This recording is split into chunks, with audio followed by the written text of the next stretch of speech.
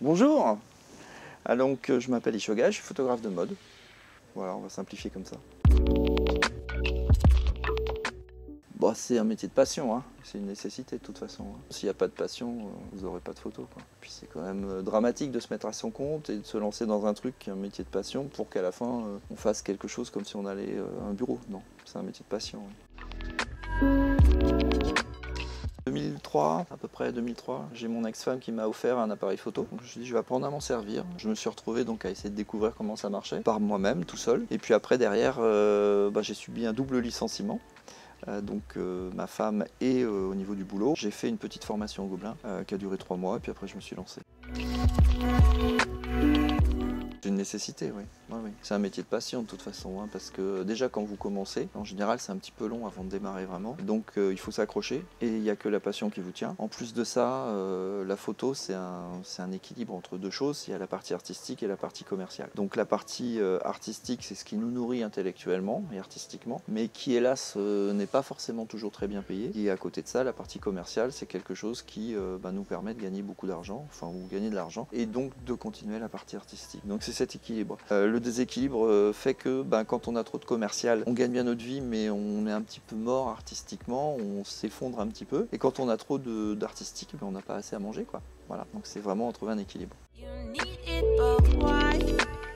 Non, j'ai fait tout. Je savais pas vraiment ce que je voulais faire, donc je me suis absolument pas posé de questions. Je suis parti dans tout. Je me suis même tenté au culinaire, mais les cordons bleus, vraiment, j'avoue, j'ai pas réussi. J'ai fait du reportage, j'ai fait 1 an de reportage dans une maison de retraite, c'était très intéressant humainement. Et puis en parallèle à ça, je faisais de la mode, et puis c'est venu de plus en plus la mode, et puis voilà, quoi. Mais moi, c'est plus l'humain en fait que la mode. C'est-à-dire que la mode, c'est un moyen de créer, mais moi, je m'intéresse à l'humain d'abord.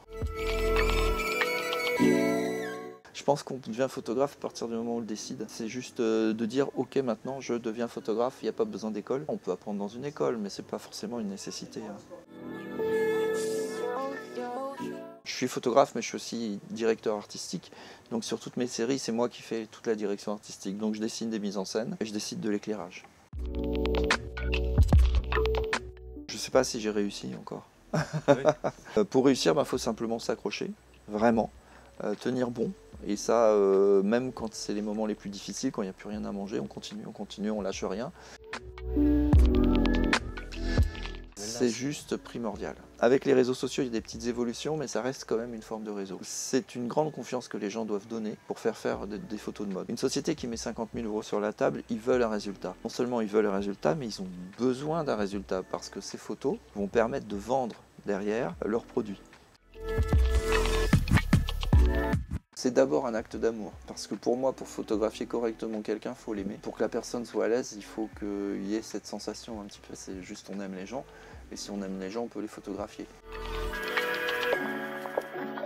C'est un faux problème ça. En fait, la photographie, ça a toujours été retouché. Prenez Regelander, 1855, si mes souvenirs sont bons, les 2 styles de vie. C'était une photo qui était faite avec 30 photos. Donc oui, ça fait partie de la photo, oui. Moi, je retouche, mais je fais retoucher aussi mes photos. J'utilise depuis, avant que même tout le monde en parle, j'utilise Midjourney, particulièrement pour faire du moodboard. Photoshop, maintenant, a une grosse partie AI qui est utilisée, que j'utilise vraiment couramment et qui facilite la vie. De toute façon, on ne pourra pas faire sans. Oui, les peintures classiques, le cinéma, j'adore Vermeer. La lumière de Vermeer est exceptionnelle. C'est quelque chose que je trouve très inspirant et que je cherche à reproduire très souvent dans les images quand même. Il y a souvent une petite référence.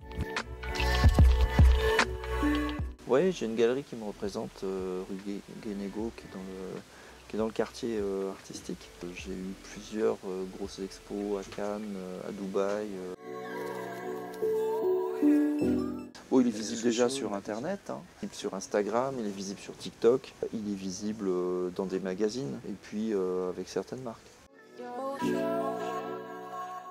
Ah oui, c'est certain. C'est un ensemble, hein, c'est pas que sur la photographie, mais sur la photographie particulièrement. Oui. L'usage de filtres à outrance, une retouche ça doit pas être visible. Pour moi ça doit pas être visible. À partir du moment où on voit que le visage a été retouché, c'est que la retouche est mal faite. Malheureusement les filtres, on a du mal à ne pas voir que c'est pas retouché, quoi. Peter Lindbergh, okay. Aussi bien dans la démarche que dans l'approche du modèle, et puis le travail photographique. Steven Meisel, qui est un photographe qui travaille en Italie avec le Vogue Italie. Et puis après, moi je fais des moodboards et je m'inspire de tout. J'ai pas d'ego en fait vis-à-vis de ça. Quand on fait un mood, on fait un mood quoi. Donc, voilà. Dans chaque série, il y a un message. J'aime pas faire une photo pour une photo quoi en fait. Surtout de la photo de mode, une belle photo de mode, c'est facile à faire pour moi, je trouve. Par contre, quand on fait une série, c'est toujours intéressant qu'il y ait quelque chose d'un petit peu plus profond que juste une fille dans un bel endroit, qu'une belle robe. Enfin voilà, je trouve ça un peu vu, revu, déjà fait. Par contre, quand on rajoute une petite touche, un petit truc, une petite référence, un peu de fond, bah, c'est toujours intéressant. Puis il y a des gens qui vont des fois arriver à la voir.